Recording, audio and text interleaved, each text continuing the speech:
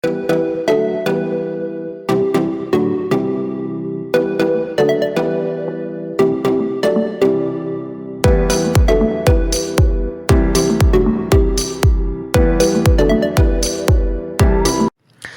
guys, welcome back to our channel, The Designer Trio. Thank you everyone for subscribing to our channel. If you are new to the channel, then don't forget to subscribe to our channel and click the bell button to receive updates as soon as we upload a new video. To know more about us, click the website link given in the description box, and you can also follow us on Instagram. The Instagram handle will be given below.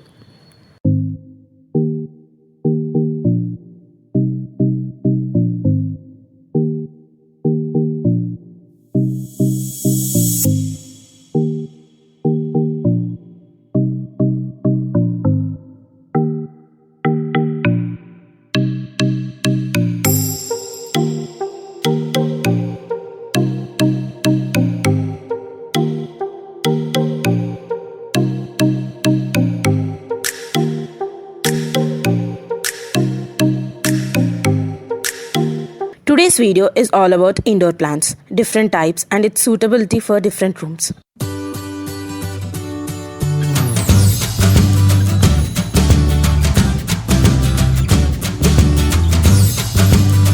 Let us first discuss the different categories of indoor plants.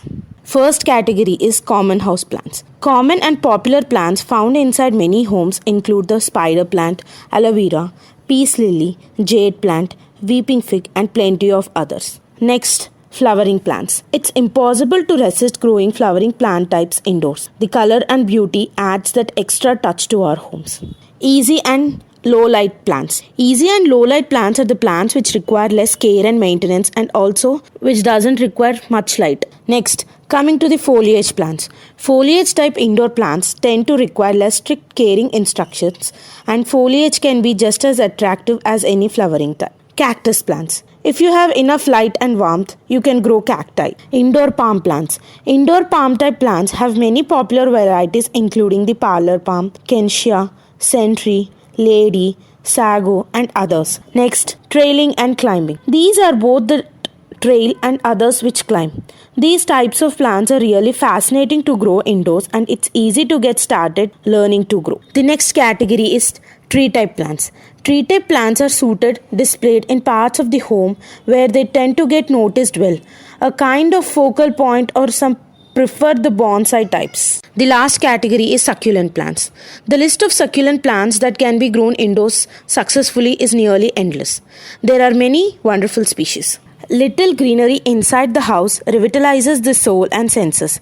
Placing plants indoors have been practiced since ages, as they improve the air quality and also brings peace and prosperity. For example, money plant and bamboo. But nowadays, different species are being used not only to improve the quality of air but also to bring a new modern look to the house and also to improve the aesthetics. Now, coming to the most used species of indoor plants. They are fiddle leaf fig. Fiddle leaf fig needs both bright and indirect light to flourish. In order to keep pests and disease at bay, leave it in one place. The fiddle leaf fig tree adds drama to a space as it grows several feet tall. Not only it is non-toxic to people, but it also helps to improve the overall air quality in an interior. They are toxic to pets and will cause them to experience irritation, drooling, and also even vomiting. Next, areca palm. Areca palms flourish in indirect light. Soil should be kept moist in the warmer months and a bit more dry during fall and winter.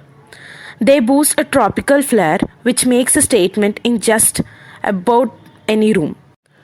Snake plant. Snake plant doesn't require frequent watering. It's best to start it outside in the spring and move it indoors as soon as the weather cools down. It does wonders for a home's air quality by removing toxins. It is a good option if space is an issue for you, since they don't grow very tall. They are versatile and can be placed anywhere in the house. It's toxic to both cats, dogs. Avoid from overwatering this plant. Boston fern. It's best to water a Boston fern until liquid leaks from the drain holes. They can grow quite large, which makes an impression in a room. They are ideal for humid spaces like bathrooms and areas with soft natural light. Boston ferns also remove toluene, and xylene from the air. They are highly prone to root rot. Their falling leaves can become quite messy. Dumb cane plant. The dumb cane plant is ideal for indoors since it needs low indirect light. It has striking mottles pattern that enhances a room. It is known for improving an interior's air quality and typically grows to be 4 feet tall. They can be harmful to both pets and children. If the stems are eaten, the tongue and the throat can start to swell. They don't respond well to synthetic chemicals. Rubber plants. Rubber plants respond well in bright indirect light and should be kept moist. The rubber plant has attractive shiny leaves and it can grow up to 10 feet tall. They are available in various number of varieties. Rubber plants should never be placed near heaters or fans as they are very sensitive to temperature changes. The plant's milky sap is poisonous to both pets and children and it can also cause skin irritation. Chinese evergreen.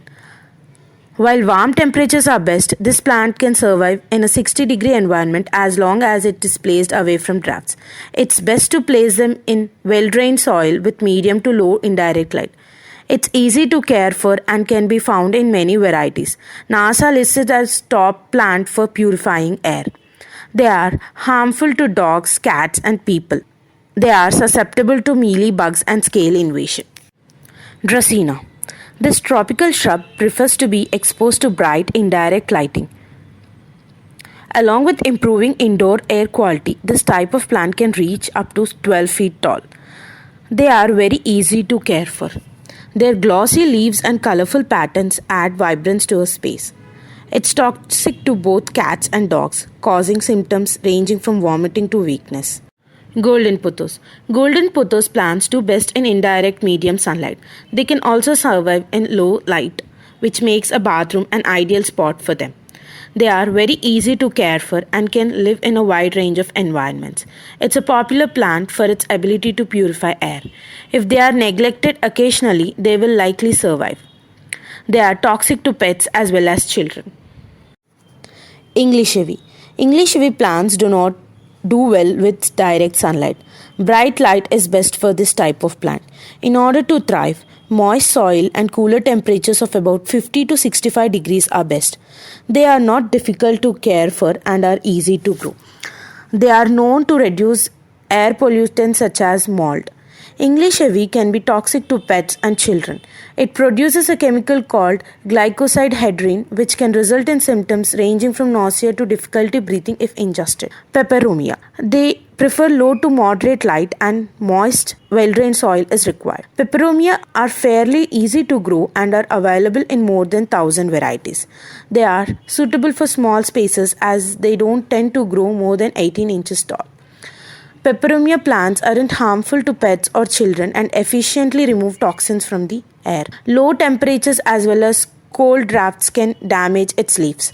This type of plants tend to attract mealybugs and aphids, which are sap-sucking insects. The last one, heartleaf philodendron. It prefers moderate to low indirect light and moist soil. It is a vigorous vining plant which makes a space feel lively. It removes a lot of toxins from the air. It may bloom at any time of the year. This plant is toxic to pets and children since it tends to grow a fair amount. Occasionally pruning is necessary. It tends to attract a wide variety of pests such as mealybugs, scale insects, and spider mites. These are some stylish combinations used while planting indoor plants. Have a look at them. Now, coming to the suitability of indoor plants to different rooms. Living rooms. Areca palm is the best suitable for living rooms as it is the best air purifier and we tend to spend more time in living room. Bedrooms. Snake plants are the best suitable as it occupies less space.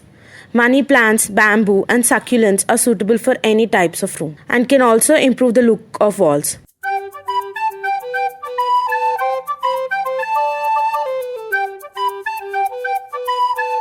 So, we think this video is useful to you guys and will help you to decorate your house by choosing the best plants for your house. Thank you for watching the video. Stay tuned to our channel The Designer Trio for more interesting videos. Do like, share and subscribe to our channel. See you on next Sunday. Bye bye guys.